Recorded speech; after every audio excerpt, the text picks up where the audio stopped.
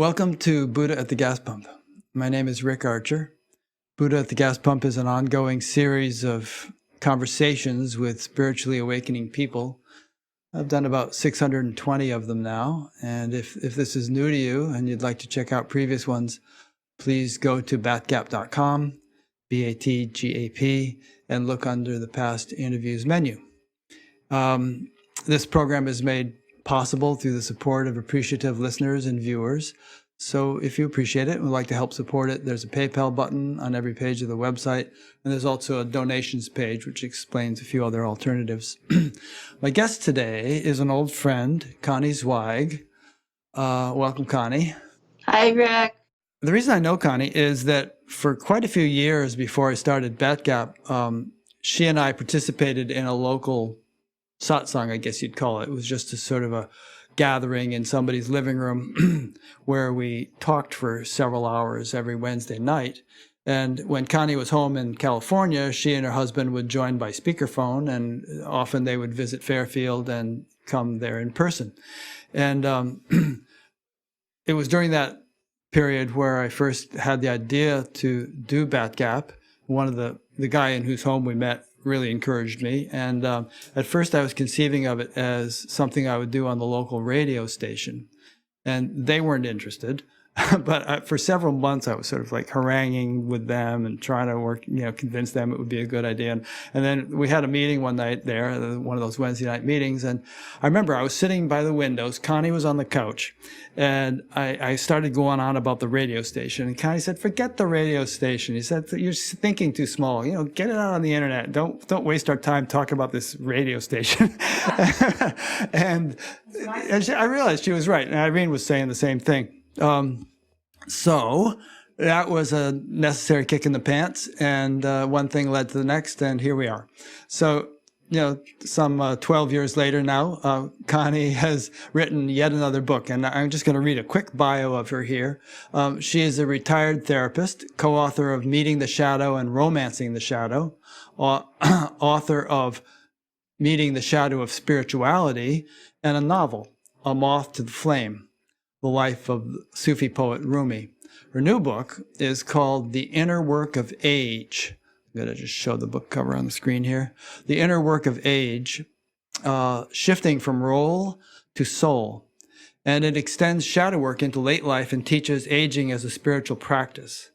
Connie has been doing contemplative practices for 50 years. She is a wife and grandmother and was initiated as an elder by Saging International in 2017. After investing in all these roles, she is practicing the shift from role to soul. And I managed to listen to the entirety of Connie's book over the past week or so, doing a lot of walking and bike riding and stuff. You get the audio version, it's about 15 and a half hours, and I thoroughly enjoyed it. It was really interesting, not at all a chore to listen to by any means.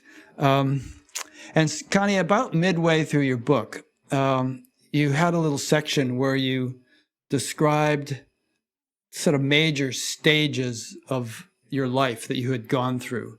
And you remember that part? You were a meditation teacher, and then some kind of an editor, journalist, and then a therapist, and this and that. I thought as a way of getting to know you a little bit better at the start here, you could review those stages. I think you're referring to the life review process.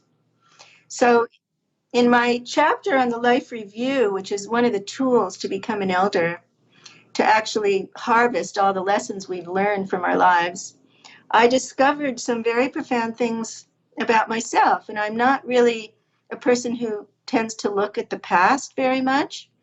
I'm not nostalgic and I don't look back, although I love the music of the 60s and 70s, but other than that.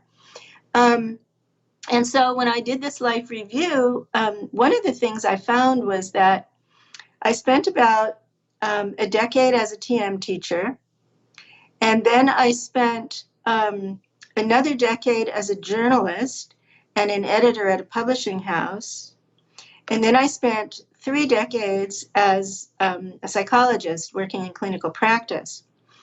You would think that on the surface, those careers are really distinct and have nothing in common. But when I really looked at it at the level of my soul's journey, what I saw was they all had the same mission, which was to transmit information about consciousness. And when I saw that thread that went through the whole tapestry of my life, it was very gratifying. It really moved me. It allowed me to feel that this new book is a continuation of my soul's mission, except that now I'm transmitting information about consciousness in later life. And so it was kind of a unifying experience. Nice. So I could say a similar thing in terms of consciousness being the kind of fundamental interest. And in fact, when I was in my late teens, early 20s, I came to the same realization I bet you did, which is that, I wanted to have as much of an impact as possible or contribution in my life. And I felt like with consciousness, I'd have the most leverage. Working on that level, I could have a greater impact, do less and accomplish more, so to speak, than working on various more manifest levels. Right. We learned so many profound lessons at a young age, Yeah. And even though I left TM and moved on to other practices, a lot of the teachings have stayed with me. Sure. Because they were so formative. I know your book is full of like little familiar phrases. Yeah. Yeah. Aging is structured in consciousness. Right? Yeah. Why did you leave TM if it's not too controversial to ask? When the cities were given out, I didn't trust the whole process.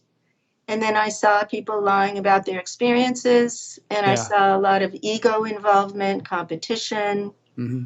And then when I went on a 6-month course, Maharishi told me that I was in some high level of consciousness, and I knew that I wasn't. Huh. And that sort of left me without faith in him. Huh. Interesting. Yeah.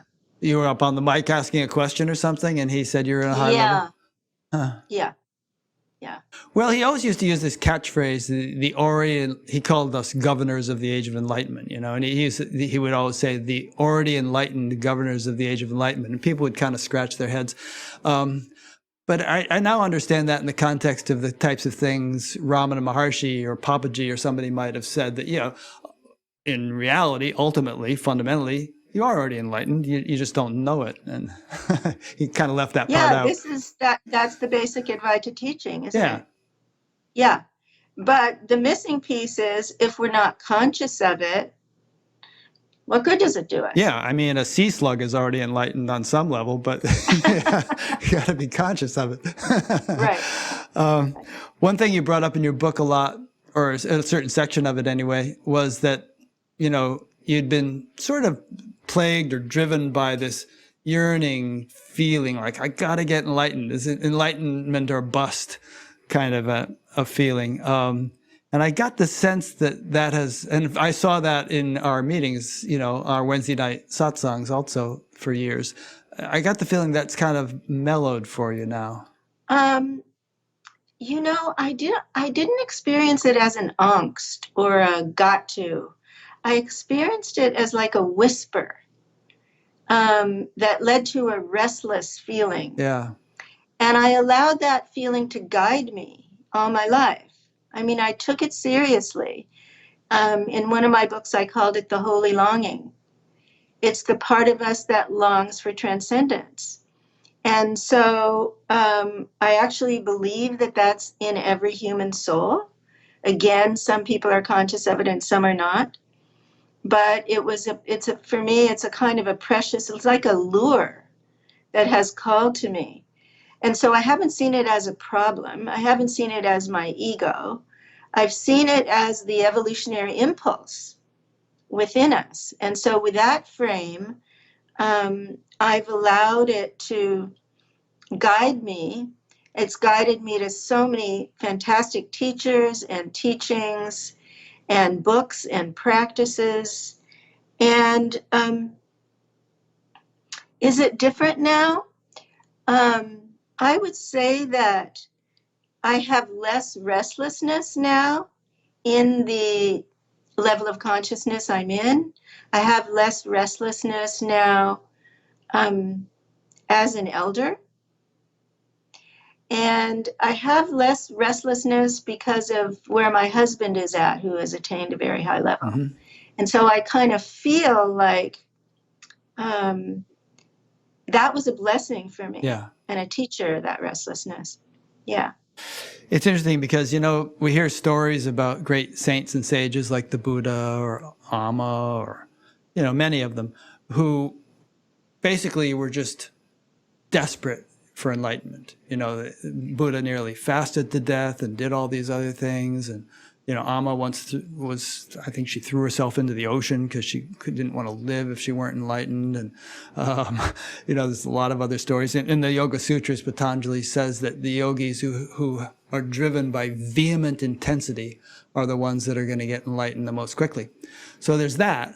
But then on the other hand, people can struggle and strain. And I was up on the stage one time shooting my mouth off, and Maharishi interrupted me and he said, "Every day is life." He said, "Don't pass over the present for some glorious future."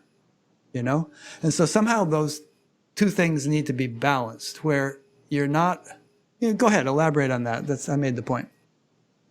Yeah, and I think there's also a quality of attachment that traps us in that urgency, and I can remember that in my 20s. I didn't care about anything else.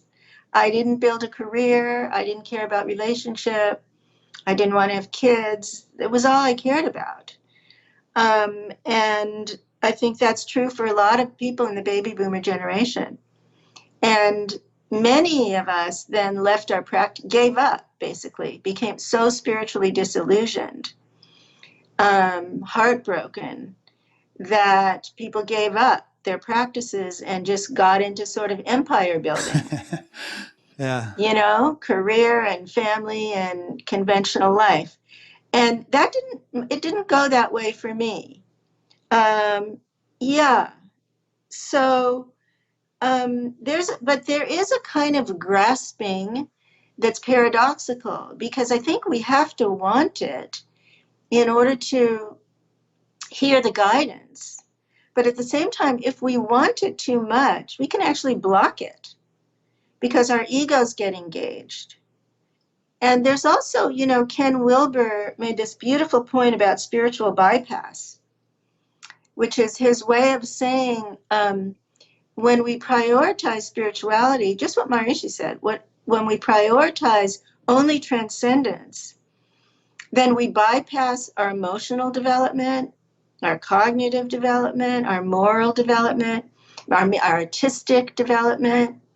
All these other lines of development get overridden because we're only focusing on developing one. Yeah, and we've seen the consequences of that in many cases, where even very advanced spiritual teachers who lived and breathed consciousness were quite undeveloped in certain respects, and that caused all kinds of problems. That's what my book, Meeting the Shadow of Spirituality, is about. Because how can someone be enlightened and act out their shadow? And that was kind of, that heartbreak for me led me to really research that and try to understand it. And you've started, that whole community about spiritual integrity. Yeah, you're a member of that, actually.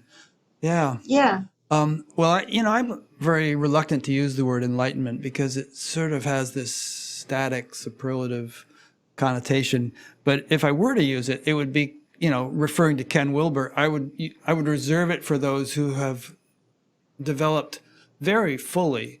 I don't know if there is such a thing as all the way, but very fully along all the lines of development. So there's this holistic kind of development. You're not only deeply established in consciousness or being, but you're ethically sound and, compassionate and, perhaps intellectually developed, all the different things according to your individual makeup. But you're not going to be an alcoholic or something and yet claim to be enlightened, which some have done.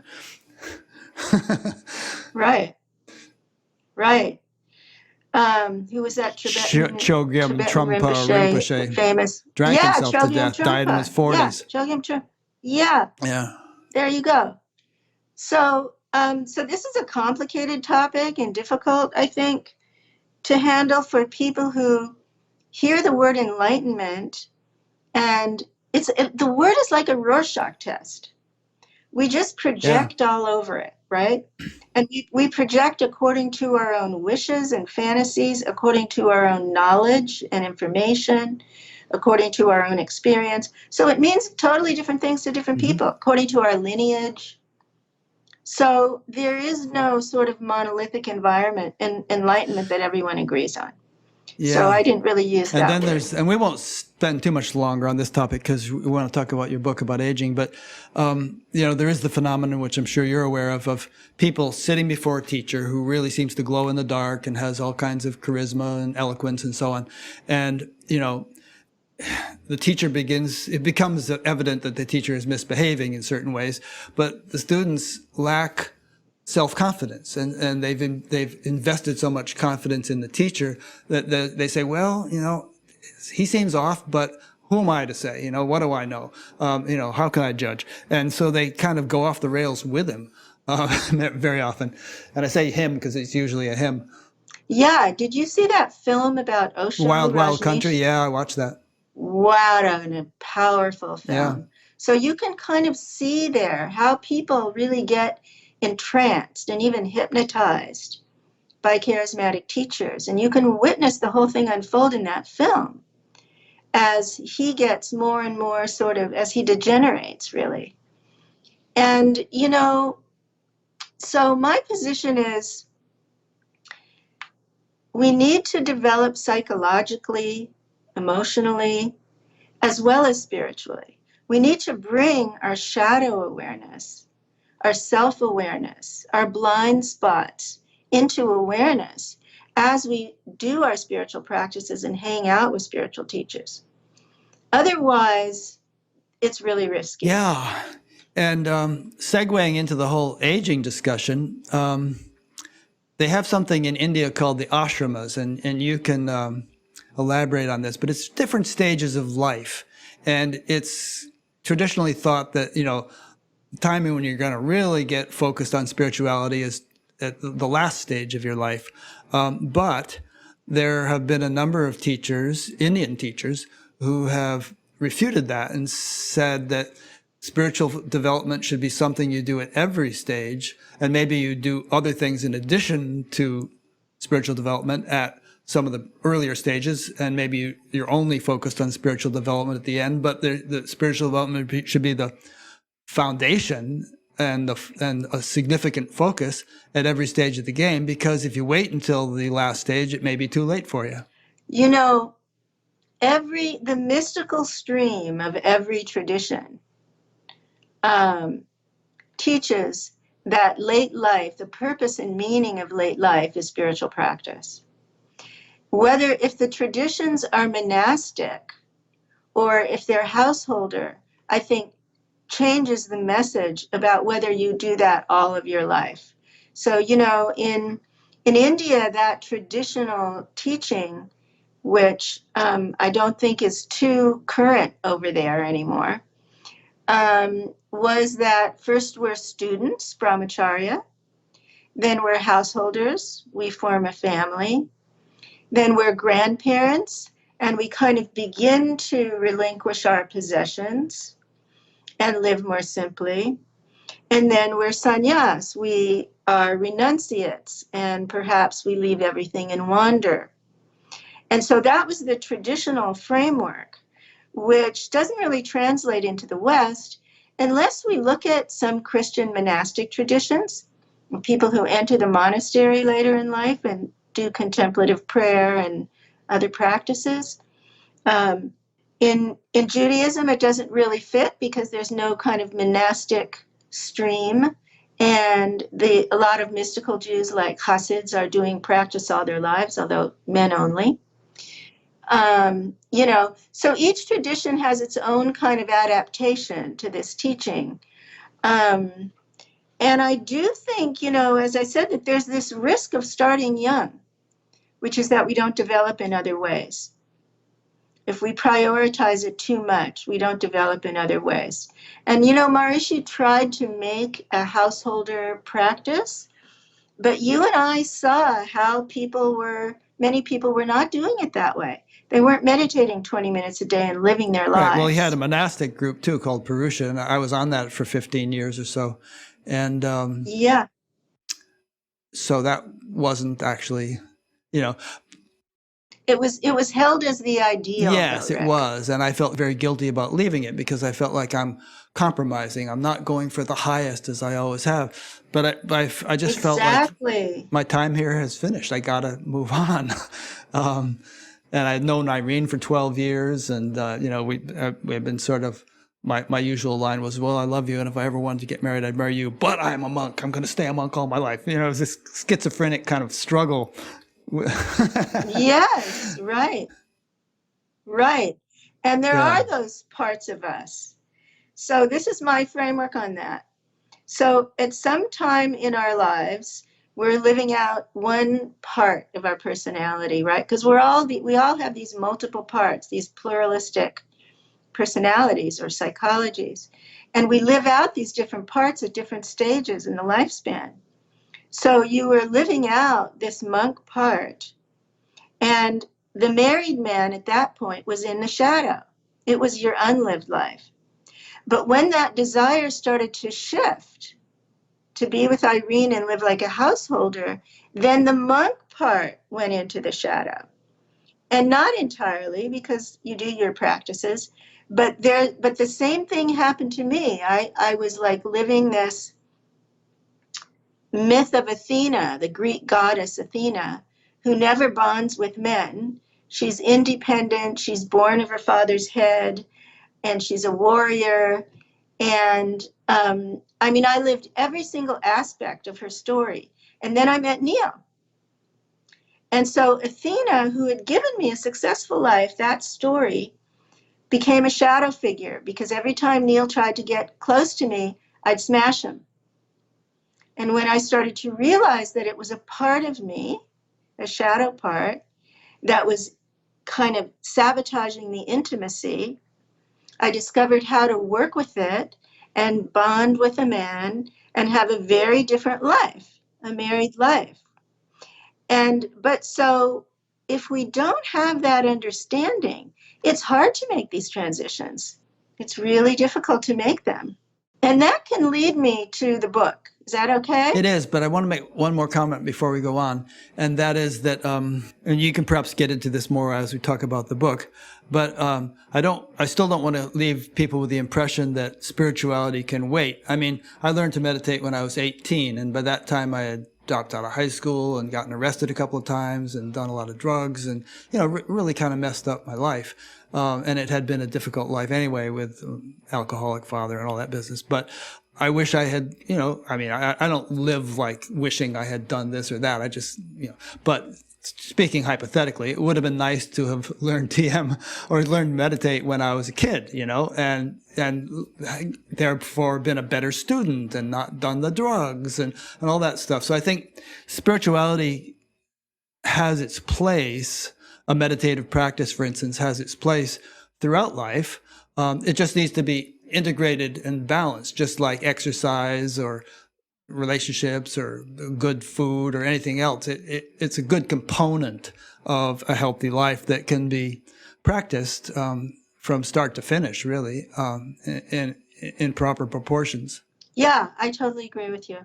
And it depends on our psychology, right? Yeah. Okay, good. So let's get into the book. So what I was going to say is, this transition from monk to husband, or husband to monk, or wife to nun, or vice versa, is a transition in identity. Because we identify with whatever part of our psychology we're living out at the moment. And so in post-midlife, there are many transitions that we go through in which our identity changes. If we identify with what I call the doer, the part of us that is always achieving and trying to succeed and striving to do more, whether we're in our 50s, 60s, 70s, 80s, if that's our identity, I'm a CEO, right? Or I'm the shadow expert, or I'm the mom, or I'm the provider. If that's who I am, then as the roles fall away, which they do with retirement, they fall away with illness or with loss. As the roles fall away, then who am I? We're thrown back on this essential spiritual question. So as I approached my retirement, I started to feel kind of disoriented. Who am I if I'm not the writer, the therapist, the shadow expert? And of course, I have so much history of spiritual education that I knew who I was, and yet my ego trembled, right? Because if I'm not the doer, if I'm not continuing to give and to achieve, then that who am I, that existential question comes up. So the book is really written, and the same thing happens around illness. And the same thing happens around emotional loss. And there are all these transitions that happen to us that create what I call this late life identity crisis. And when that gets triggered and we start to ask again, who am I? We have practices. And we have practices from all the traditions to remember who we are and to become even more deeply established in a spiritual identity, our essential nature that's independent of what we do or how we look or what we achieve or what other people think of us. And so when I say, it's important in later life, that's the context for me. But I don't want to sound like a broken record, but I would say that knowing who you are project can carry on throughout life. And so it's not just a matter of sort of cramming for the exam when you're old and getting to know who who you truly are, but it can be growing incrementally and naturally as one goes along. And I think if it does, it diminishes the likelihood that there will be some crisis or some great, upheaval as one thing drops off and another thing, takes its place. And as you know, and as listeners know, true self-knowledge also doesn't really associate with strong attachment. So if one is sort of resting in the self, there's much less of a tendency to cling to things. And there's also much more of a tendency to go with the flow and recognize the wisdom of nature that sort of orchestrates our lives. Don't you think? Yes, and my training in psychology tells me that ego development is really important. We can't transcend the ego before we have an ego. We can't be nobody until we're somebody, right? The old phrase goes. So so it's very hard to practice transcendence while you're developing an ego. It's really tricky. And so I think that there are stages in life, and also when you're busy with the addiction to doing, people who are scrambling to put food on the table or take their kids to school or be caregivers. Yes, we can still do spiritual practice. In fact, it's more important in some ways then. And at the same time, we need to do our psychological work, our emotional work, our creativity. And so where's the time for everything? It's very, it's challenging. Whereas after we stop working for paid work, there's this new longevity now. We have more time than we've ever had in the history of humanity after retirement until death now. And so I've been interviewing hundreds and hundreds of people, and they're all asking, what do I do with this time? And nobody is really guiding them to look within. Nobody is guiding them to a rite of passage for this period of life. And so that's really my hope for the book. My hope is that it's a rite of passage, and that as people walk through the practices step by step, they emerge on the other side really with a different level of consciousness. Well, I think it'll help inspire that. You do provide different practices after each chapter, or, refer to certain practices. And yeah, I mean, I remember Shankara in one of his books. Of course, he was a monk on it, but he was saying, I don't know why I'm harping on this point, but he said, take advantage of your youth. You have a lot of energy, you have a lot of strength, you have good health. You want to be sure to be doing spiritual practice now. You may not have good health or energy when you're older. And yet I would say that obviously there's no guarantee of this, but if you do spiritual practice on a regular basis as part of your routine, and it needn't take as much time in your daily routine as even eating does, chances are your health will be better in the long run. You might have more energy and better health when you're older, and so on. So I'm just kind of, go ahead. What was the lifespan at the time of Shankara? Oh yeah, you're right. I mean, he lived to be 32 or 33 or something like that. And yeah, in many cultures, 50 more years. It's been the norm to be 40 if you're lucky and before you die. So yeah, I mean, make hay while the sun shines, but on the other hand, the sun might be shining for a long time. So we have a lot of time to make a lot of hay. Or horses. Good for vegetarians. Well, they're vegetarians. So I mean, you tell a lot of stories in your book about people who were, workaholics or high achievers and so on, who did go into a crisis when I remember one guy who was working really hard and he had insomnia, and he started having these heart arrhythmias. Remember that guy? And he hated the idea of slowing down because he felt like his work was who he was, and people wouldn't respect him anymore if he eased up on it. And maybe he wouldn't have enough money. He had these really high financial goals and so on, but his health condition kind of forced him to shift gears. And you might want to elaborate on people like him and how people can make a successful transition to a more inner-directed life when it becomes evident that they're at the stage where they should do that, maybe. Well, and he was in the conscious aging movement. But one thing that's been missing from this movement is an orientation to the unconscious and the shadow. It's just been there's just no other book about that, about how we meet the shadows of age, the unconscious fears and beliefs that we bring to this stage of life, that we've carried throughout our lifespan.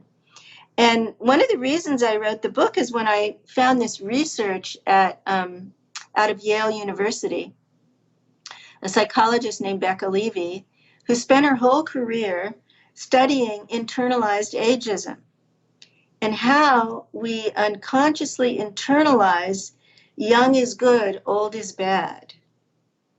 Becoming old means XYZ, useless, invisible, decline, memory loss, geezer, over the hill, right? And so we all have these associations. I, for example, didn't have any positive elder model in my childhood, not one. And so I couldn't internalize an image of that and carry it with me as I aged. And so when I found this research and realized this, the psychologist found that these unconscious fears and beliefs and attitudes and images affect our cardiac health, they affect our memory, our cognitive health, they affect our emotional, mental health, they affect our will to live, and they affect our longevity. And so these unconscious beliefs in the shadow are shaping how we experience aging. And that spoke right to me because, as this with this career studying the shadow and the impact of unconscious process on our daily lives, I just thought, oh my God, this is what I can contribute. And so one of the shadow characters is the doer. And that part of us, like the man you were describing, was identified with his doing, but it was unconscious until he really became aware that that was actually damaging his health. He couldn't slow down. And it's the same with the shadow character that I called the inner ageist, the part of us that internalizes, it's good to be young and it's bad to be old. It's good to be independent and bad to be dependent, or good to be strong and bad to be weak. All these messages that we get. And so as we recognize that we have an inner ageist, we start to pay attention to all the anti-aging messages and buy products and try to stay young. And then when we recognize that we're doing that, that we're colluding with the social ageism, institutional ageism in the culture, we can do something about it. We can work with that internal part of ourselves. And for me, this is spiritual work. And let me explain that. For me, there's no such thing as separating psychological work from spiritual work. My method of shadow work involves learning how to witness your thoughts. So as we meditate, whatever practice you use, we begin to learn how the mind works, and we begin to observe our thoughts and our feelings and our sensations, whatever, depending on the practice that you use. Before you can do that, your mind is completely, Maharishi used the word overshadowed by your thoughts. And whatever's going on, you're just in it, lost in it, taking it for granted, right? But then you start to meditate and you start to see it and separate from it. And then you can recognize that there are repeating patterns in your thoughts. And once you identify a repeating pattern, you've got a shadow character. You've got a part that's coming up from the unconscious and giving you this message.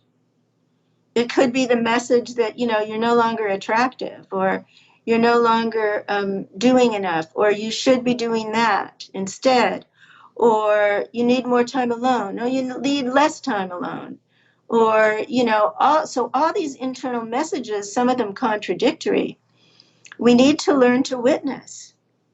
And as we do that, then we can begin to do shadow work. So without a spiritual practice, we can't really begin to make a relationship with the unconscious. So for me, these are totally twined together. Yeah. The analogy of the movie screen, I'm sure, where the movie projects on the screen and overshadows it. And you think you are the movie, all the characters and everything, but you're really the screen. And so when you say, witness the thoughts or whatnot, you're saying, recognize that you are the screen of consciousness on which the impressions fall. You're not the impressions, and that includes the impression of the body.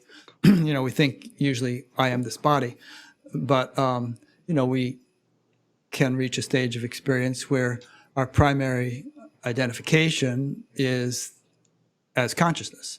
And the body is, it's my body in a sense, but it's not essentially who I am, not fundamentally or primarily who I am. And that would go along with witnessing the thoughts. Yes, it's another level of the witness. I am not my thoughts. I am not my body. I am not my feelings. And guess what? I am not my story. And that's really a big one because the story is so glorified in our culture. Everybody talks about narrative, but no, I am not my story. Who am I? I am pure consciousness, or I am soul, or I am spirit, or I am the self. Whatever terminology works for you.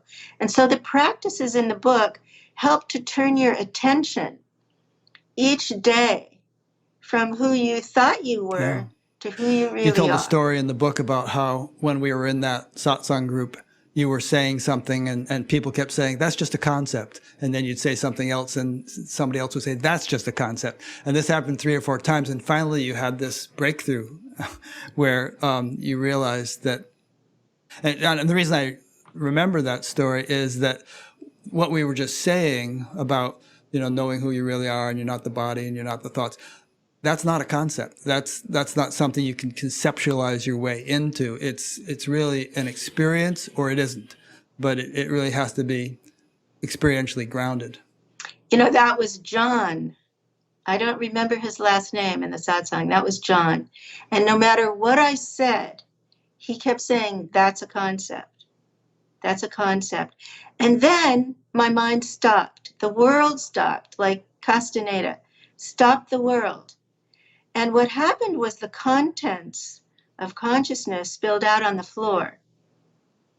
And I could see them. And I had this hollow head.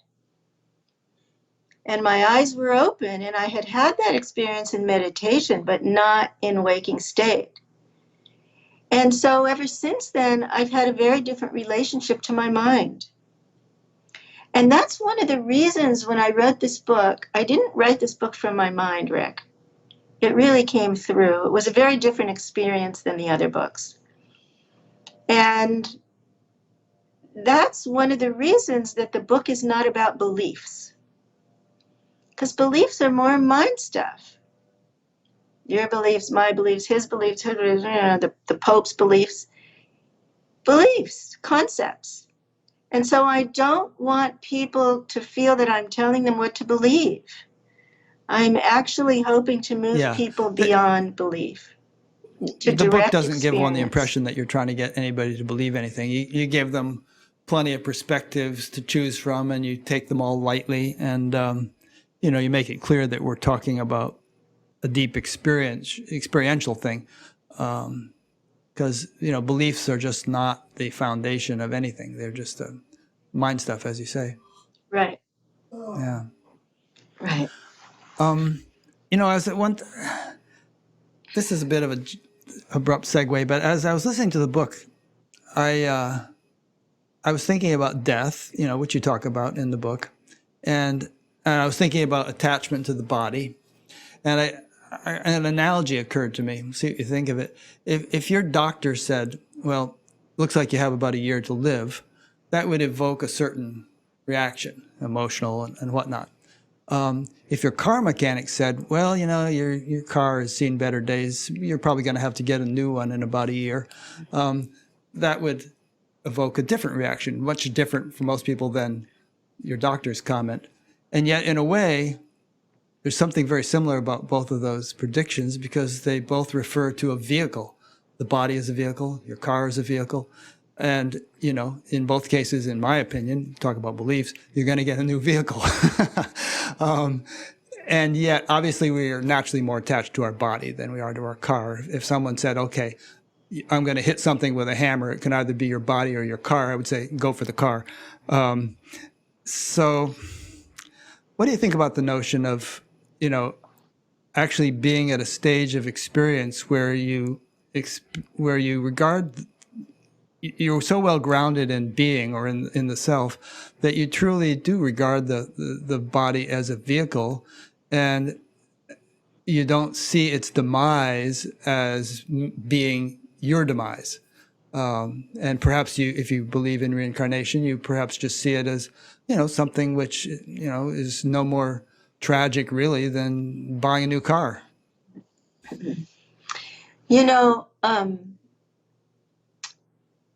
I opened the book with with a dream, one of my dreams, that was about discovering that the vehicle was different from the identity. And I suggest that to become an elder, there are 3 qualities of awareness that we need. Pure awareness, well, whatever we call that, silence, transcendence, vast emptiness, whatever we call it, pure consciousness, shunyata, turiya, whatever we call it. Shadow awareness, a connection to the psyche and the unconscious. and mortality awareness. And, you know, before COVID, I would say that mortality denial was really epidemic in our culture. People are trying to stay young, and they're denying age, and they're denying that their bodies are going to die. And there was a shift with COVID as we saw so much death, and as so many people lost people they knew. I don't know if that's going to stay there, if it's going to penetrate. But my sense is that there was a shift, or there is a shift happening around this. But mortality awareness, again, doesn't depend on beliefs, because we might believe that the body is molecules and atoms that are going to go back into the atmosphere and come back in another form. Or we might believe that we're a drop that's going to fall into the ocean and rise up as a cloud. Or we might believe that there's nothing, you know, that nothing's going to happen. The body will be buried or cremated, and that's that. To me, it's not about what we believe about death or afterlife that's important. It's about the reality that this body, my Conniness, will pass. And this body will go wherever it goes. Now, beliefs can come up about what's next, but that's not my point. My point is that what do we do with the time now, knowing that? A woman said to me this week, I'm 67, I'm not thinking about death, I have lots of time. And an 89-year-old man who I know said to me, I don't want to be with those old people. I'm not like them. So what I'm trying to do is investigate that resistance to the age of the body, the chronological age, and what it means to how we want to live now. So when we're 89, we need to be asking, what now? What's really important? What if I don't do or say something, will I die with regret? We need to be asking those questions. If we're in denial of mortality, whether it's because of a spiritual belief or a psychological block, doesn't matter, it has the same effect.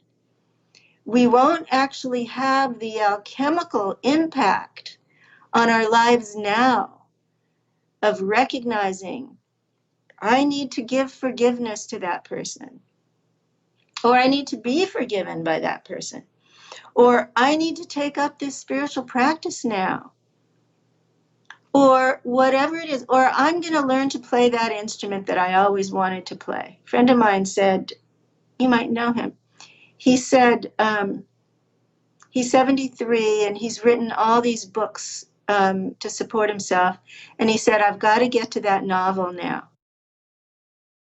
I've got to get to that novel because it's the one thing that, you know, if I don't do, I'll die with regret. If we don't acknowledge mortality, we don't get there. I think that friend you might have been referring to was our friend Phil, right? Yeah, I was just talking to him about that. Yeah, I didn't want to recently. say that. But... yeah, well, if he wouldn't mind, right? If it's Phil Goldberg, who's been on Batgap, and he's written some great books, American Veda, and he just wrote a biography of Yogananda. Anyway, yeah, so repeat what you just said about when you're 89. So this friend of mine, who's 89, said to me, shocked me, said to me, I don't want to be with old people. I'm not like them. So there's ageism in that, first of all, because he's projecting onto him what he's not owning in himself. But there's also the loss of not recognizing that his body at 89 years old may have a minute, may have a year, may have 5 years, we don't know, but that his time horizon is short. And so he will miss out on whatever his priorities are if he recognizes and acknowledges that. It may be spiritual practice, it may be reconciliation with a loved one, it may be a creative project. He'll miss out if he doesn't recognize that. It's funny, because I don't know about you, but I'm 72 now. I just turned 72. And all my life, I haven't really felt like I was an age of any sort. It's like when I turned 30, that concerned me a little bit. I thought, ooh, 30, that sounds really old. But I thought about it for a day or two, and then, and basically, obviously the body can't do everything it used to do, but that's not me, and I think a lot of times, it takes weird turns and twists sometimes, like old gnarly guys will hit on young women or something and think that they're attractive to them. But I think it's a true perception that and everybody has it to some extent, that we are not this body. We are the same person we were when we were 5 or whatever. Well, essentially,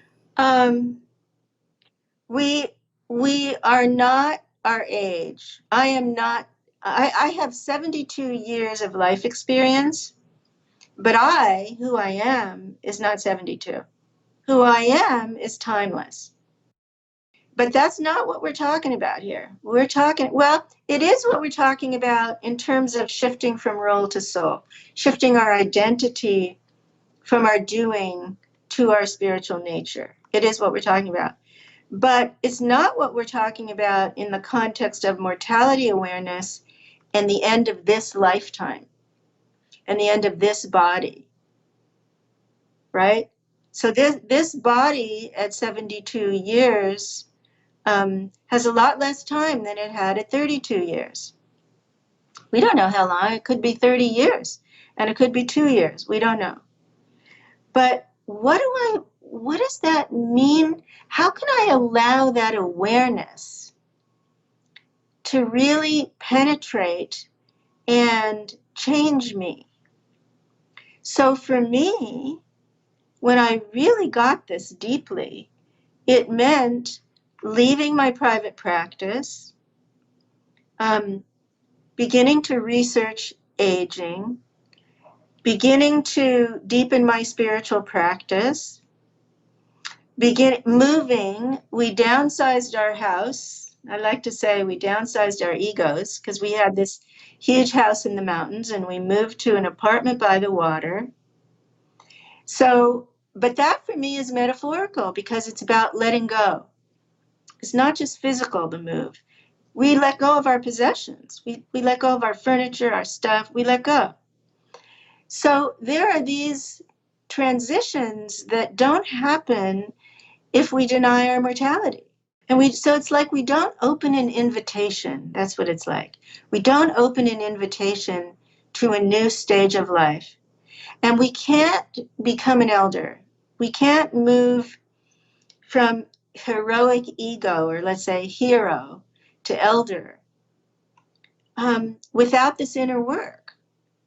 I called it the inner work of age because it has to be intentional.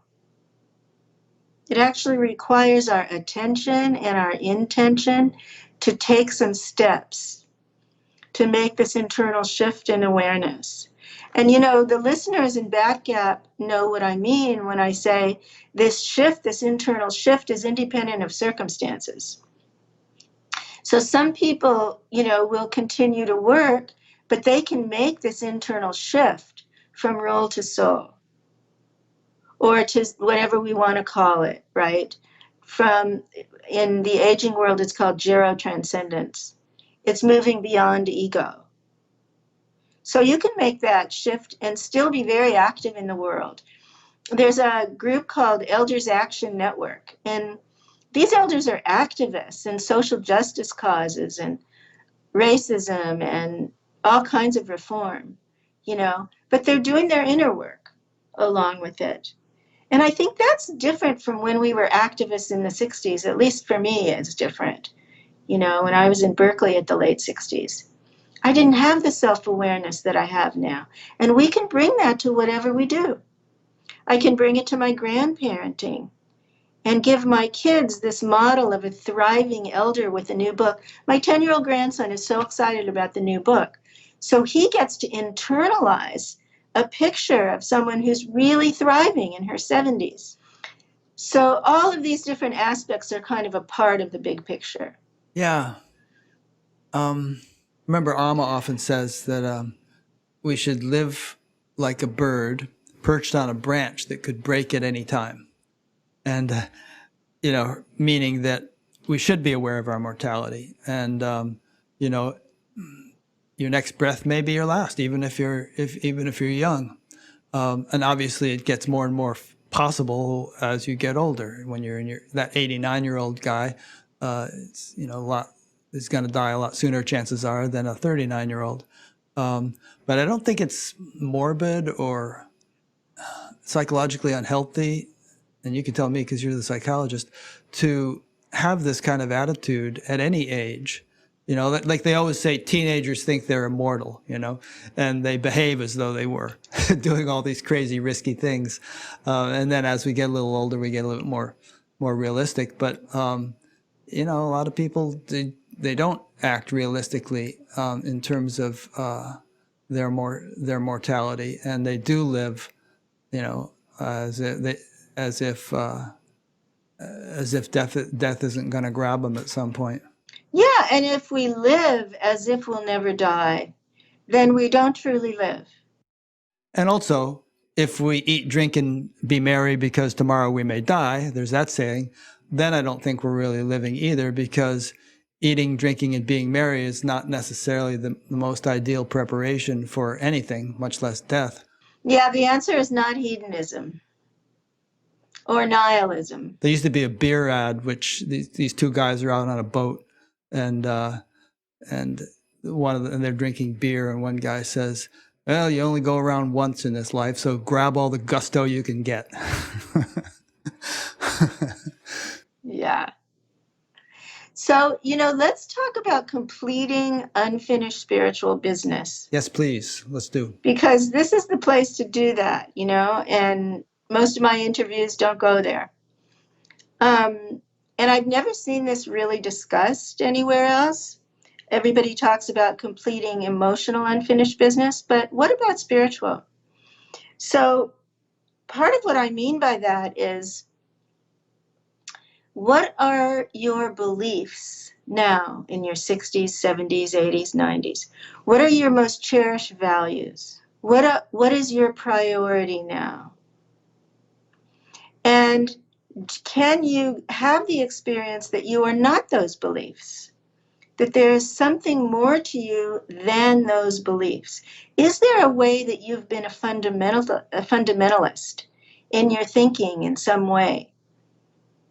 And boy, the TM fundamentalism is one of the reasons I left.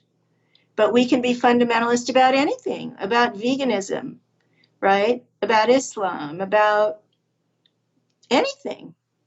So if we re-examine our beliefs now in the light of our long life experience, we might discover something surprising. And if we go a little deeper and try to uncover what are the images of the divine that we're carrying, what are the pictures in the shadow that we hold of God or the gods or heaven or paradise? And do those fit who we are now? Because those tend not to develop alongside our other development because they're not really uncovered and examined. I mentioned in the book I had a client who was practicing mindfulness, but when we really explored, he had this image in his shadow of a Pope-like figure telling him he was going to go to hell because of his sexual thoughts. So that was underneath all his Buddhist beliefs and concepts, right? And the third thing is, what practice fits you now? Are you doing a spiritual practice that is appropriate for you now? Are you doing practices? Do you want to do practices for flexibility, for concentration, for managing memory and attention, for centering or relaxation? What kind of practices do you want to be doing now? It's easy to find them. They're everywhere. right? They're on apps now. There are, teachers everywhere. There are books everywhere. So those three beliefs, images, and practices, those three categories, will help us to kind of update our spiritual orientation to who we are now, rather than just kind of leaving it or continuing old stuff or leaving it unconscious. So I really advise that for people. Let's get into some concrete examples or specific examples of the point you're trying to illustrate here about, completing our spiritual unfinished business. Let's take 2 or 3 examples that you know about that where people either have or haven't completed their unfinished spiritual business, so that people who are listening can relate it to their own experience. So while I was writing the book, 2 very dear friends of mine died. And I took care of one of them very intensively and write about it in the chapter on illness. And she had been with Muktananda, and eventually, after a long time, left him over the scandals. And then she was with Vishwananda, and then he had his scandals. And she was very, very upset about it because she was actually having very clear spiritual states with him. And so she couldn't decide, well, maybe it's worth it. Maybe it doesn't matter that he lied and acted out. Maybe that's not the issue if I'm, getting what I need spiritually. But eventually she left. And as she became really ill and it became clear that she wasn't going to recover from the cancer, she began to explore with me her whole, like a spiritual life review. And what she had given away in her projections onto these teachers, what she had lost, what she had gained from being with them. She was also in a Rika, which is a mystical community. She began to explore, what happened, Rick, is that a lot of anger came up. And she couldn't manage it because she was in chemo. And she couldn't manage it, and she felt that she was betrayed by God. And I could help her with everything else. I mean, I did all her finances and ran her life and got the caregivers and took her to doctors, but I couldn't help with this. And so what I observed was someone who couldn't die in peace because she hadn't really worked through what she experienced as these betrayals, and she felt like a victim of these teachers. And she lost all faith. She said, I don't believe in anything anymore, right before she died. So my sense is that, and it was, it was heartbreaking for me because I was powerless. So my sense is that we all have a lot of unfinished business in all kinds of ways, in all kinds of arenas. And maybe there's no such thing as resolving all of it. It's never going to be perfect in our psyches, right? It's just not going to really be tied up in a nice bow. But there is a way in which we can put attention on it and examine what we could do differently, how we feel about it now, what we need to reclaim. My book, Meeting the Shadow of Spirituality, is basically about looking at spiritual projections and how to reclaim that power for ourselves, or that consciousness, or that charisma, or that love. And my friend didn't do that work. And she was very strong. She was a very independent person, really smart, really quite evolved. And yet she died really unhappy. And so I think it was a teaching for me to just kind of advise people to get clear about what you doubt. There was another woman who I was with her when she was dying, and she was Catholic all her life. And she looked at me and she said, "What if none of it was true?" So, I'm just suggesting that there's a kind of an inner work here that we don't get any guidance for in our culture. I mean, maybe there's some people who are spiritual directors who help people with this when they're ill, but I've never had any experience of anyone helping me with this. So, so that's kind of what I'm talking about. It's in the context of impending death, but it's also in the context of the life we have left and how to really enhance the quality of our spiritual life that remains if we don't drag that long bag of garbage along behind us, right? Yeah, one thing that comes to mind with regard to these women you mentioned is that, from my perspective, my belief system, if you will, when they did die, they were pleasantly surprised. And they probably found that, they had actually done very well in this life, focusing as they did on spirituality. And, I think when people cross over, they do have a life review, and they have a much broader perspective on things than it's possible to have when you're embodied. And in my own experience, I feel like things have changed for me over the decades, and I feel very kind of inner directed or self-referral or something now. It's almost like I don't care if every spiritual teacher who ever walked the earth was corrupt. Of course I would care, but in a way, my own inner experience is just so gratifying that it really doesn't matter what anybody else has said or done or anything else. I know from my own experience that there's something really precious and fulfilling, and I experience that every day. So I'm just not that dependent upon. I've certainly gone through phases where I was very, outer directed devotionally toward a teacher, and it, went through some cynicism when that teacher didn't quite live up to my expectations.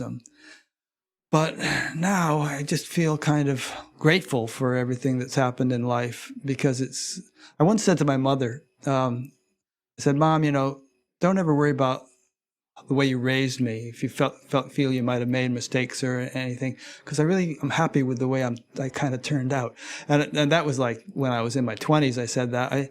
I feel that even more now, and I feel that there's sort of a divine hand that guides us, whether we're aware of it or not. And in my own life, I'm pretty aware of it and appreciative of that guidance, even for the periods which, were difficult or bleak in some way. Yeah, I think from my perspective, I feel the way that you do. I feel such gratitude for the way my life unfolded. And if some of these spiritual teachers hadn't acted out, I wouldn't have been initiated into the shadow. And my whole life would have really unfolded differently. So when I kind of mapped it out and really looked at it, I saw these certain doors open as a result of these traumatic experiences. And when you can see it that way, then you're not looking at it from the ego's point of view. A fellow named Martin Klein from Freiburg, Germany, sent in a question. He said, "At which age exactly do you see the shift from hero to elder?" I don't think it's an age, it's a stage. So, someone at 50 could be living with pure awareness and shadow awareness and mortality awareness, could be oriented to the world beyond ego, could be giving his or her gifts as an elder. And so that person, and grateful for the way the life unfolded. There's a lot of material in the book about what is an elder. So at 50, that person could be an elder. Whereas at 85, or the person I mentioned at 89, who doesn't want to be with old people, is not an elder. He's in denial. And we've all met, older people who are rigid and bitter and regretful, but they're chronologically old. So that's not an elder. So I like to say elder is a stage, not an So that's age. good. And pretty much everyone is aware of that. I mean, we've seen national leaders who are very childish in their emotional development and so on. And we've seen very young people who are really wise. I mean, I interviewed a woman, was it last week or the week before, a couple of weeks ago, named Lucy. Everybody's loving her interview. She's 40 years old now, and but and she's not a spiritual teacher. This is the first time she ever did anything public, but she's had such a wonderful blossoming of inner experience and has kind of like so much wisdom and so much, I would say, divine guidance and so on. And a fellow on the TM program, the monastic program called Purusha, emailed me, and he's probably my age, and he thought, what happened to me? I mean, she's 40, I'm 70, and she never even did any spiritual practice, and look at her. Yeah. So let's talk about this. So the evolution of consciousness is not about age, right? People can be born at a high level. The quality of consciousness that I'm talking about can be, it's invisible to other people. So if people looked at me now and the level of busyness that I have with this book, the number of webinars and interviews and everything I'm doing, they would look at me like I'm a heroic midlife striver. But that's not my internal experience. My internal experience is not driven. It's quiet. It's about contribution. It's about orientation to future generations. It's not about money. It's about meaning. It's not about obligation and should. It's about flow. So the state of mind or the quality of awareness that I'm talking about and trying to guide people to cultivate isn't dependent on circumstance or age or ethnicity or any of the outer stuff. And it isn't visible to other people. So it doesn't surprise me that a 40-year-old woman could have qualities of wakefulness that an 80-year-old person doesn't have. It's just not dependent on that. It is dependent for most people on doing practice, some kind of contemplative practice. There are exceptions where it's spontaneous. We know about that. But for most people, it is dependent on contemplative practice. And that's why I put so many of them in the book. There was a story on the news the other night about what a large percentage of Americans are living who are old, our age maybe, are living paycheck to paycheck if they even get a paycheck. And they interviewed this woman who said, I'll never retire. I'll die on this job. I can't retire. And then you see interviews with people whose houses have burned down or gotten destroyed by floods, and they don't have the appropriate insurance, and everything they worked for all their lives is gone. And in a way, when you consider how many millions of people are in those kinds of circumstances, it almost seems a little glib of us to be talking about, shifting into a more leisurely lifestyle when we get to this age. And, I wonder what you would say to those people if any of them are even listening about what they can do given their circumstances. Well, I know this sounds a little bit idealized, but what I'm trying to say is that this internal shift is independent of circumstances. And I know that people who are struggling at a survival level don't want to go meditate, but the meditation is a refuge from your circumstances. And even if it's only a few minutes, or if it's prayer, or if it's walking meditation, whatever it is, it's a few minutes that can bring you back to your center so that you can handle the stresses you're living with, so that you can manage the challenges better. So this is not about we have to have enough money to be able to do spiritual practice. It's about a state of mind that's available to everyone, regardless of circumstances. Yeah. And I would again come back to the theme of fitting some kind of spiritual practice into your life all along, from the time you're fairly young. Because there are many exceptions to this, but as a rule, things tend to go better if you do that. And maybe the likelihood of ending up, broke at the age of 70 will be diminished if you have, that saying from the Bible, first seek ye the kingdom of heaven and all else should be added unto thee. So there is a tendency, not an assurance, but a tendency for greater, we could say, supportive nature or sort of greater success. In the Bhagavad Gita, it says, yoga karma sukoshalam. Yoga is skill in action. To be more successful if you're established in being or in pure consciousness, or at least developing that establishment. And if your life didn't unfold that way and you didn't pick up practices early, now's the time. If not now, when?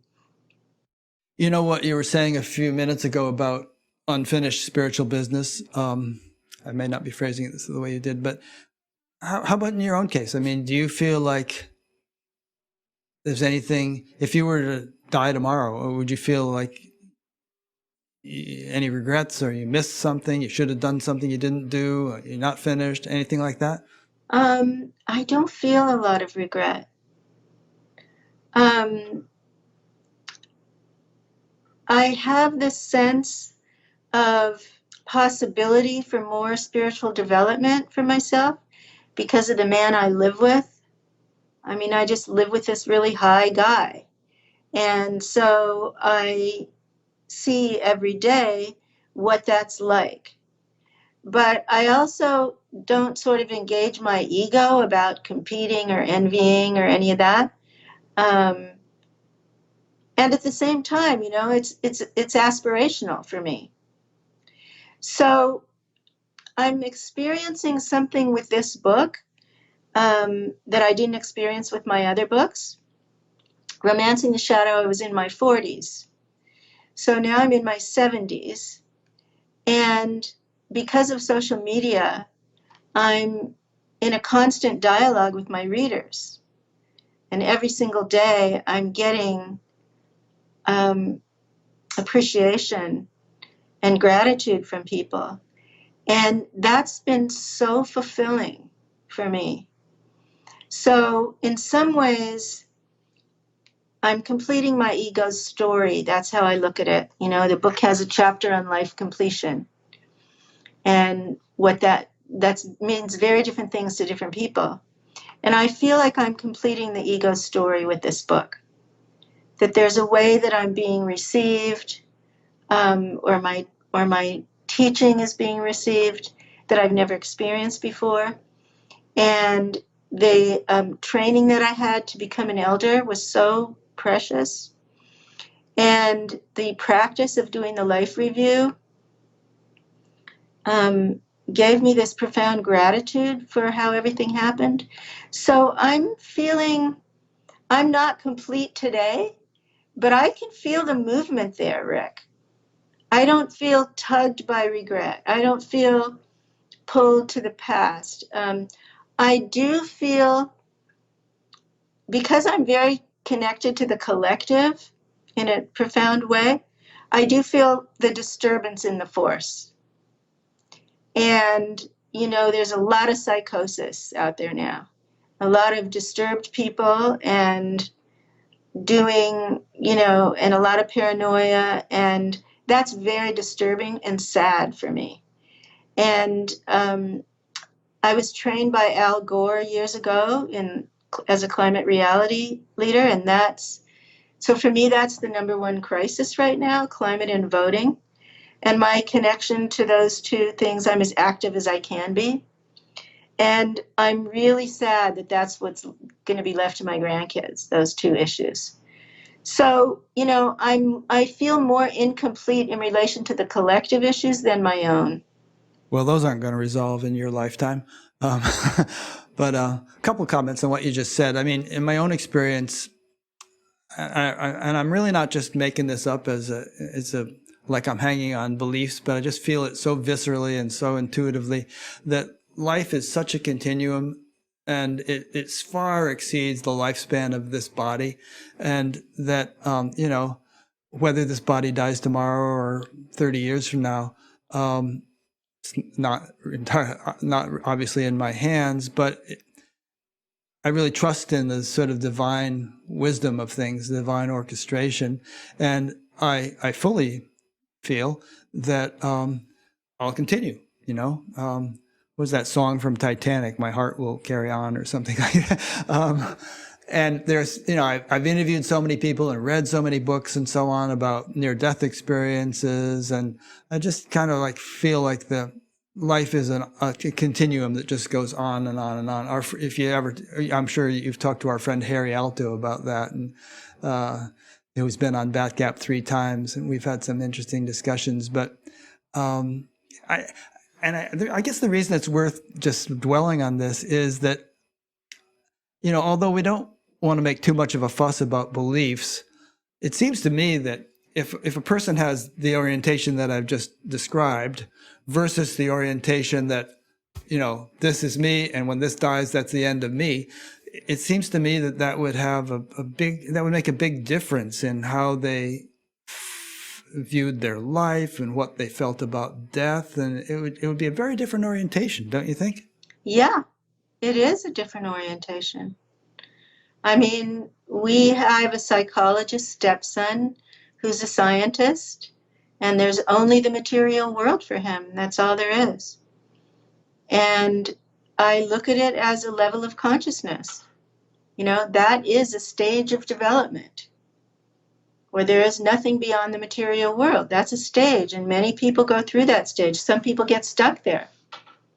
But rather than sort of devalue it, I look at it as a I stage. wouldn't even necessarily say that he's at a lower level of consciousness than somebody who believes that there's life after death or anything. It's really hard to judge levels of consciousness, but no, it's not beliefs, it's experience. I see, right. He hasn't experienced a lot of transcendence. Right, or any. Right. Yeah, I guess that's why you and I feel the way we do. It's we've spent, if you add it all up, have literally spent years sitting in the transcendent over the past 50. I don't know. I've calculated it's at least 6 years for me, or 7 years, something like that, sitting there with my eyes closed. And and that definitely, it grounds you in something that you can't shake. You wouldn't want to shake. Yeah. And people who haven't had that experience have no idea what we're talking about. They have no idea. It's like, have you eaten curry? You've eaten curry or you haven't eaten curry. And you can't imagine it if you haven't eaten it. So I believe that a lot of the craziness that we're seeing in the culture right now is about consciousness. And that in some ways it's a regressed stage that's happening now. It's an earlier, more primitive stage of consciousness that Trump elicited. And we don't know what's going to happen as a result of that, but it's all out of the closet now. There's a bunch we can talk about on this topic. I'm reminded of that quote from Senator Daniel Patrick Moynihan, who said, "Everyone is entitled to his own opinions, but no one is entitled to his own facts." So whatever the situation regarding anything, life after death or COVID or, who won the election or anything, there's a certain reality to that situation that doesn't hinge upon anybody's opinion.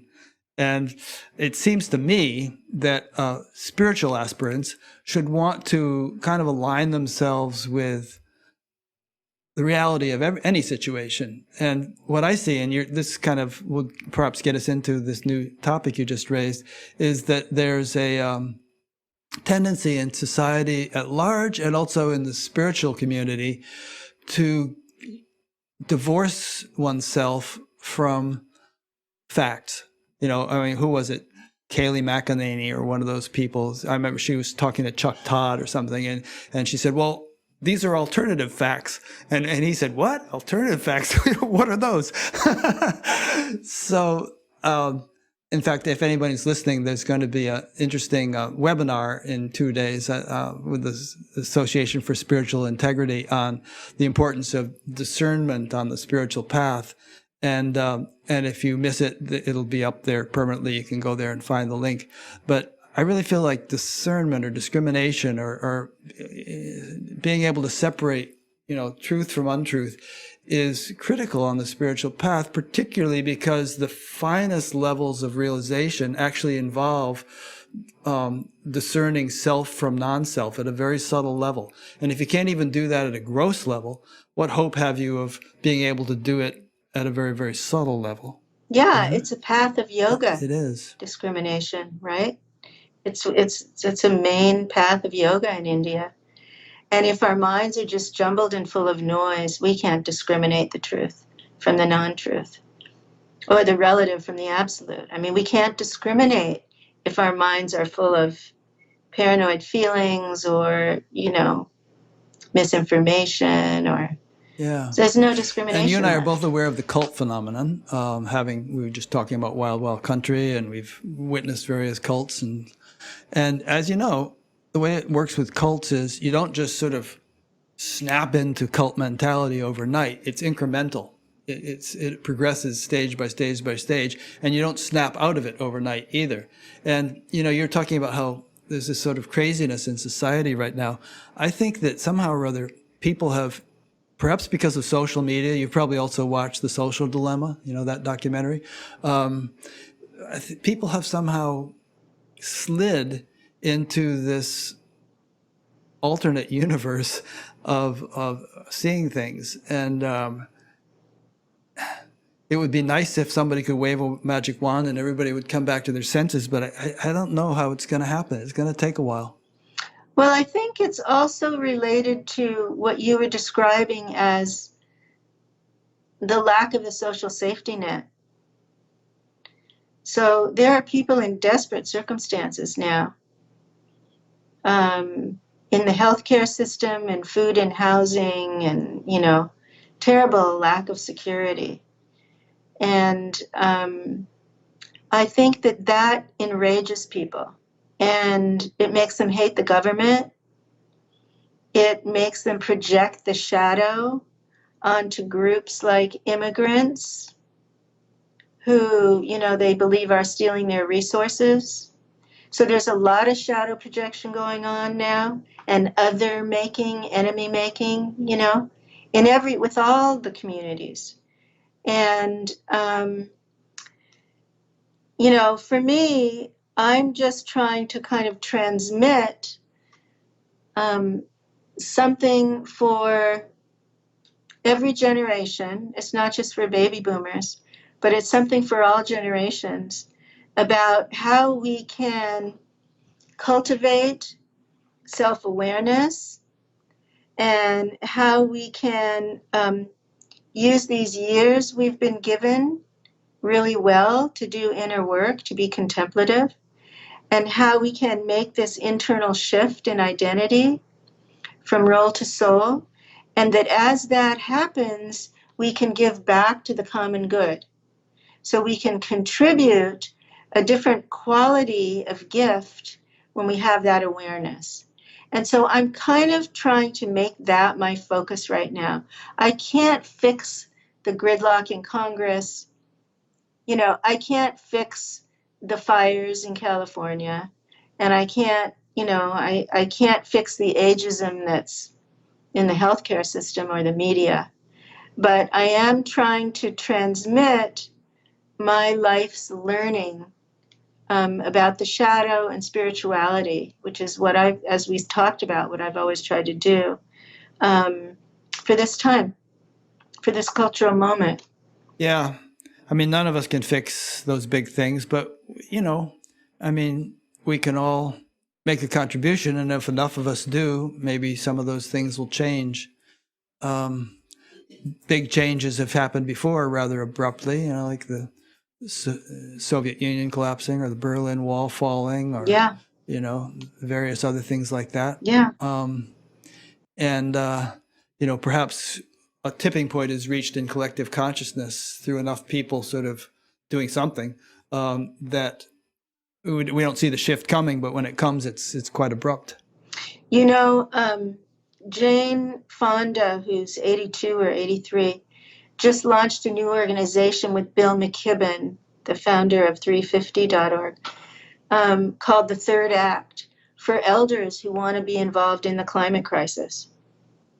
So, there are many, many elders who want to be contributing, who want to find a way to share their life's learning and their gifts and their abilities and their talents to solve some of these problems. So for people who are listening who have that inclination, who may be more extroverted and not so drawn to the inner work, there are lots of groups doing that now, and you can find community in these groups. Elders Action Network, Saging International. You can find community there of like-minded elders. Some are doing spiritual work and some are not. Some are doing political and moral work.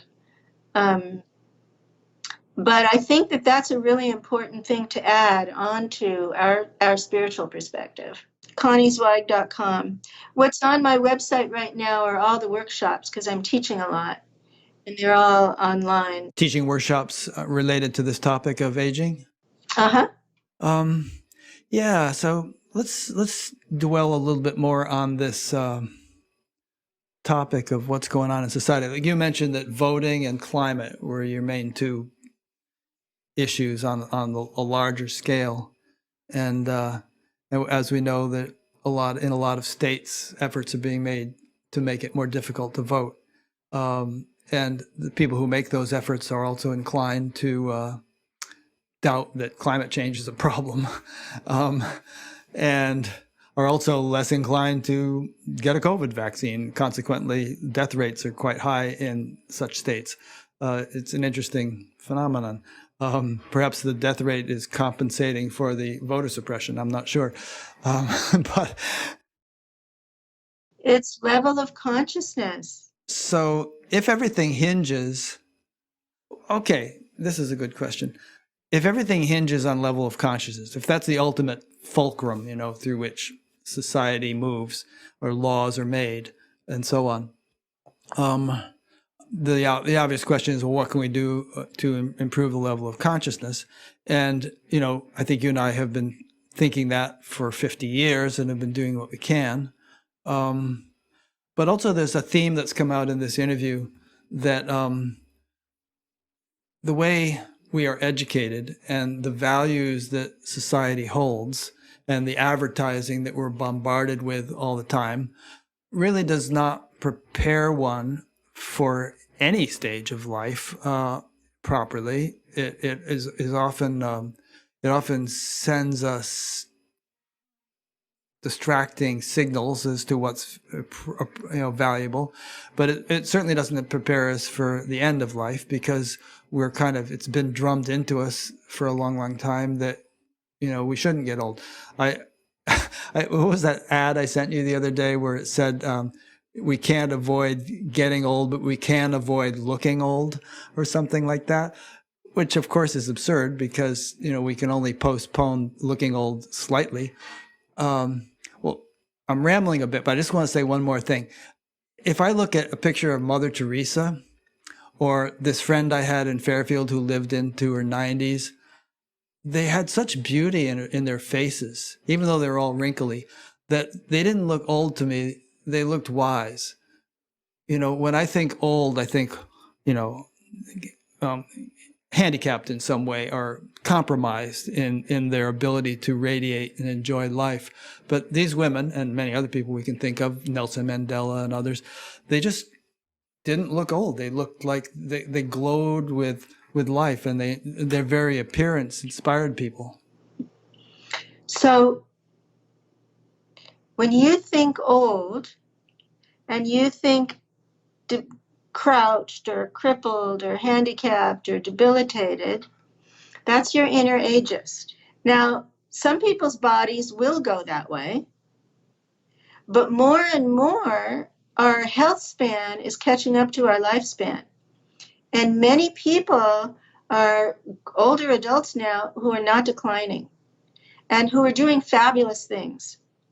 And yet we're still carrying these images and stereotypes inside of us because we internalize them as kids. When kids are interviewed, would you rather be older? They all want to be older up to a certain age, but not after that, right? They already think old Well, you is know what bad. I think I was thinking just then is, in a way, old is a state of mind, and the state of mind manifests as the state of the body, as the appearance of the body, to a certain extent. I mean, there are exceptions to every generalization, but, the state of mind that Mother Teresa or Nelson Mandela or, some of these people are in, was evident in their countenance, And that's what I'm talking about. I'm talking about the state of mind or the quality of awareness or the level of consciousness, whatever we call it. That's really what I'm trying to describe and prescribe for people. And that this is a possibility. This is not a remote romantic fantasy. That this is a possibility for this time of life. I was walking along in the woods listening to your book, and you had a section where you had interviewed Rick Hansen, whom I've interviewed a couple times, and he was saying what's really good for preventing mental decline is to walk while listening to stuff. I thought, wow, that's perfect. But yeah, because the body and mind are kind of both being stimulated together. But there was also a section where you outlined a number of things, which if you did all those things, they would, keep you sharp and enhance your. Are you talking about the brain? Yeah, I think it was mostly about the brain, but there were like a half a dozen different things. I wonder if you could tick those off from memory.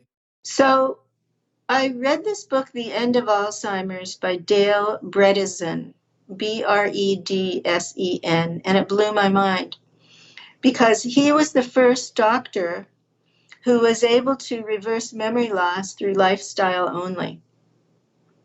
And he's now done it with hundreds of people. And so I put myself on that program.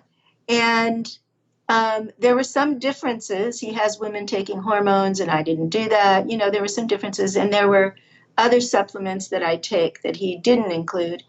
But basically, my brain feels like a 15-year-old brain. It was really startling what happened. And so I put it in the book because there's this epidemic of memory loss now. And when I ask people in interviews what they fear most, it's Alzheimer's. And so there's, I wrote this section about being with my father who had Alzheimer's and what it was like, and making the point that that's not who he was, that there was an essence in him that shined through even when he was forgetful, and that our presence with each other could elicit that, even though his brain, because consciousness is not limited to the brain. And so his brain wasn't working well.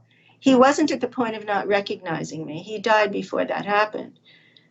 And so we could continue to have conversation, but his brain wasn't working well. And yet he was so aware and present and grateful in his heart. And so, I just wrote this whole section about memory just to address these stereotypes that people are carrying now, that part of becoming old is losing your mind. And that fear does happen, but it only happens to a small percentage of the population. And there are actually lifestyle changes that we can make that can help. what's the name of that book again? People are going to want to know. By The End of Alzheimer's. Dale Bredesen, Bredesen. Have you heard of that phenomenon where people who have had severe Alzheimer's, they're really checked out, and they're just about to die, and all of a sudden they sit up in bed and they're totally lucid, and they carry on a conversation for a few minutes, and then they lie back and die not too long after that. It astounds researchers, because given the condition of their brain, they shouldn't be able to do that, and yet they do. They're also finding that music that has a connection to the person enlivens memories that they thought were lost. So if you play music like my dad loved bossa nova, whatever the music is that they connected to earlier in their lives can be really a great Did you stimulant. see that thing with Tony Bennett and Lady Gaga? They did this concert at Carnegie Hall recently, and Tony Bennett's 95 and he's suffering from Alzheimer's. But when he got up on stage, or even when he was at home practicing with the pianist, he just came back to life, and he just remembered all the lyrics, and he did his whole act and everything. Yeah. That was cool. Yeah. Isn't that incredible? Yeah. So are we near the end? We're getting there. And yes, please, anything we haven't covered that you'd like to cover. Well, the theme of the book is how to shift your identity from what you do to who you are. And there are practices for doing that. There are practices for aging into awakening, for really letting go of outworn roles and masks, outworn obligations and personas, and moving into who we really are now and becoming that. And how do we embody that? How do we live that in our daily lives? And whatever name you give to that doesn't matter to me. The language doesn't matter, just like the beliefs about it don't matter. But that experience is available to people who do the inner work of age. And, I would say that for our frame, yours and mine, the shift from role to soul is an initial stage, right? It's an initial step on the journey. It's not the highest level of consciousness we can reach, but it's the beginning when we identify with pure awareness, or the self, or the soul, whatever we talk about. The term role to soul was not coined by me, it was coined by Ram Dass. And so I want to give him credit. I borrowed that. And I remembered it from decades earlier when I was working on the book, and realized that's the shift I'm talking about.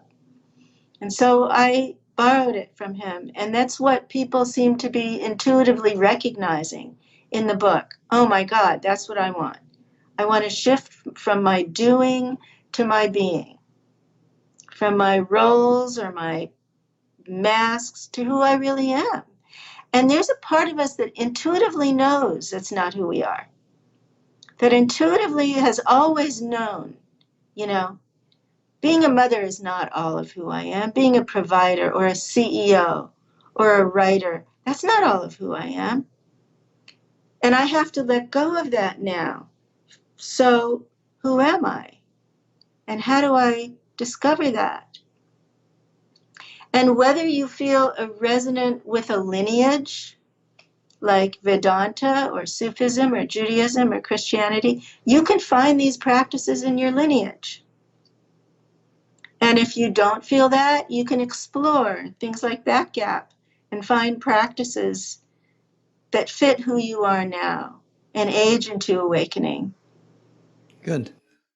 There was one point in your book at which you, I don't know if lamented is the right word, but there was a little bit of feeling like I had always heard about this unity consciousness, just being oneness, being one with everything. And it almost seemed like a bit of regret that you hadn't experienced that yet, or you felt that you hadn't. Is that still a thing, or? I think that's in the section on life completion. And I asked a number of people what that looks like for them. And it was, very different for different people. And for me, it's about that. It's about higher stages of awakening. I feel good about my level of consciousness now, and I know there's more. And so it's my intention, when things slow down next year around the book, because I'm like scheduled through January, when things start slowing down, it's my intention to do more practice and have more focus on that. And I'm looking forward to that. I'm really eager for that. And I would say, in my own, just speaking personally, I don't sweat it. It's like when I look at a tree, I don't see myself. Some people say that's their experience. But I'm just not worried about it. I just sort of feel like all is well and wisely put, and whatever experience, I'm doing a pretty good, solid spiritual practice and focusing on this kind of stuff all the time. And so if there's something that I'm not experiencing, well, I'll experience it when the time is right. And it's kind of in God's hands. And it's not to say that I'm not doing, God helps those who help themselves, and I'm doing my bit, but I'm just really not worrying about attaining this or that level of experience. It'll unfold when it unfolds. I think I learned a different frame when I read a book called Kundalini Vidya by John Harrigan. Oh, right. I've interviewed her. She's great. Yeah. Yeah. And that book really added to my understanding in a significant way. Of why different people experience things differently? Yeah, of how involved the Kundalini is in awakening higher levels, and where it gets detoured and blocked.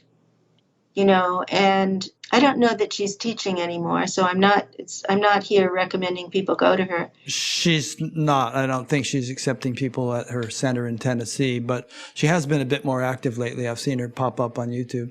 Yeah, she's teaching online, but I don't know that she's taking students anymore. But that really expanded my frame on all of this, and so was another teacher I was really lucky to meet when I did. Oh, that's great. Yeah. Cool. For years, yeah. And so it expanded your frame of reference how? In terms of understanding that maybe your Kundalini is sidetracked or something, or what? Yeah, exactly how it's detoured and how to unblock it. A lot happened there, and for Neil. So I think, the sense of it all unfolded in the way it was supposed to, like you feel, that is a great gift at this stage of life. That is really a great gift. I mean, I feel so fulfilled. And I think that that is available to people. And that's really, I was kind of secretly hoping that therapists and psychologists would pick up my book and use it with clients. And I've been getting that response now. Actually, tomorrow I'm teaching for a big psychology conference. I'm getting that response now that the book is like a rite of passage for people. And as they work through all these different practices in it that you listen to, they feel differently when they are done with it. And they can then go out into the world and give their gifts with this different quality of awareness. So I feel very fulfilled about that, and really grateful that things happened the way they did. And it was really hard to sell the book to publishers. And I ended up with this fantastic publisher who's hired a publicist. But if my ego were looking at the whole thing, I would have just been struggling with the timing and the rejections and all this. And it just unfolded perfectly. So that's great. And you know how you were saying earlier that, COVID seems to have woken people up to their mortality or to mortality in general. Perhaps we'll see a lot more of those kinds of things, not necessarily pandemics, but a lot more things where there's a big shift in collective consciousness where people start seeing things differently, including aging. I mean, the fact that you're now speaking to a conference of psychologists about this topic, which you might not have been able to do a few years ago, even if you'd written the book then, but now they're receptive to it. So, there could be a big shift where all kinds of receptivity to things open up and different ways of appreciating things. In fact, even spirituality itself could become, well, it's gotten a lot more mainstream since the 60s, but it could become like way more mainstream. Let's hope so, Rick. Okay, here's a question that just came in.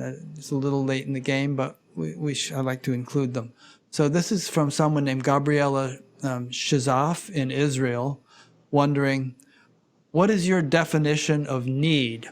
And is there need in soul? I never really thought about that. I think what I would say is what I said earlier, which is that the soul longs for transcendence. It longs to join it's the lover that longs to join the beloved. It's the part of us, the little bit of God that longs to join God with full awareness, like Atman and Brahman, or in Judaism, like the sparks that were distributed into the world. I'm talking to Gabriela. So if there's that spark in us that wants to come back to the source, is that a need? I would say it's its nature. It's its nature to desire that. It's its nature to return to the source. Need, I tend to think of as more human and more personal.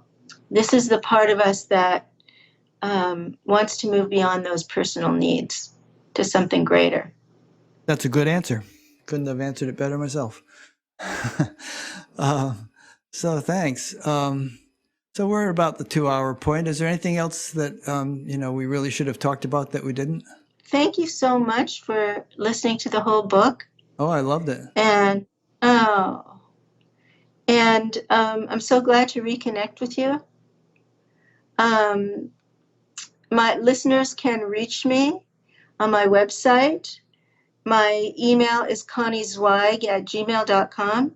If you read the book and you want to send me a comment or a question, you're welcome to do that. Don't send me clinical questions. I'm not doing therapy anymore.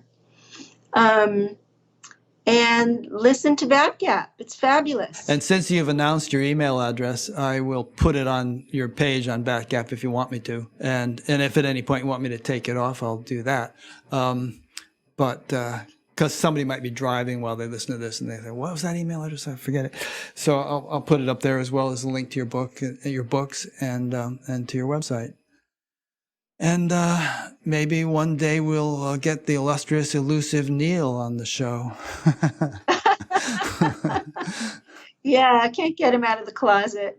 Yeah, I remember when I was first starting this, Tom Trainer said, okay, Ricky, now here's Neil. Neil was sitting next to me on the couch. Interview him. And Neil was like, I don't want to do it. Yeah, gotta wait till he's cooked. Stick a fork in him and check. Okay, thank you. Thank you, Rick. Yep. See you again in person one of these days. Sending love. Love to Irene.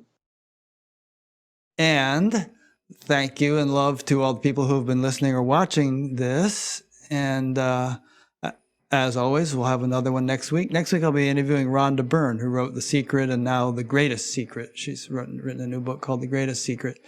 And if you look at our upcoming interviews page on Batgap, you'll see who we have scheduled. And of course, if you look at the past interviews menu, you'll see all the people going back over the last decade and more. So thanks for sticking with us, and we'll see you for the next one. Thanks again, Connie. Thank you, Rick. All right, take care. Bye-bye. Bye-bye.